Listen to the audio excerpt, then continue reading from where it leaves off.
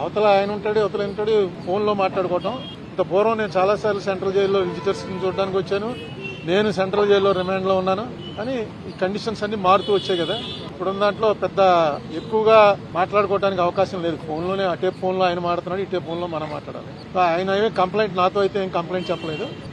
బాగానే ఉన్నాడు, ఆరోగ్యంగా ఉన్నాడు, నవ్వుతూ హ్యాపీగా ఉన్నాడు ప్రతిదీ. ఎందుకంటే అతను కూడా లాయర్ కదా, అతనికి తెలుసు ఈ కేసులో పస ఎంత ఉందో. ఈ కేసు వల్ల వాళ్ళ పార్టీకి అతనికి వ్యక్తిగతంగా కూడా చాలా బెనిఫిట్ జరిగిందని అనుకుంటున్నాను నేను. ఎందుకంటే కక్ష సాధింపు ధోరణితోటి చేసినటువంటి ప్రయత్నం అని క్లియర్ గా అర్థమైపోతుంది. కనీసం అక్కడ ఇంటి మీద దాడి చేస్తుంటే 6 గంటల సేపు మనం అందరం చూసాం కదా. వాళ్ళని కనీసం ఏ మేజిస్ట్రేట్ ముందో హాజరుపరిచి చిన్న డ్రామా అన్నా చేయవలసింది. స్టేషన్ బెయిల్ ఇచ్చి పంపించారు. ఆర్సన్ కేసులో.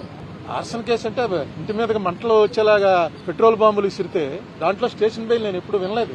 అలాగే తిట్టాడన్న కేసులో తీసుకొచ్చి అప్పుడే 2 వారాలు అయిపోయినట్టుంది. తీసుకొచ్చి సెంట్రల్ జైల్లో పెట్టడం ఇది టూ మచ్ అనమాట. ఇది ఫస్ట్ ఆఫ్ ఇట్స్ కైండ్ అనుకుంటున్నాను. ఏదైనా చూద్దాం ఎటు దారి తీస్తుందో.